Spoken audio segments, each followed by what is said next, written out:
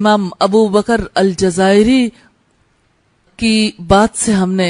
अपनी किताब का आगाज किया है कि अल्लाह ताला इस सिलसिले को बरकतों वाला बना दे। अबू बकर अल जज़ायरी लिखते हैं, अकीदा उन फैसलों का नाम है जिन्हें इंसान अपनी अक्ल से सोचकर, कानों से सुनकर और कवानीन इलाही के जरिए परख कर सादिर करता है। ये फैसले दो टोक और बेलाग होते हैं और अक्लो नकल की कसौटी पर कतई पूरे उतरते हैं। इसीलिए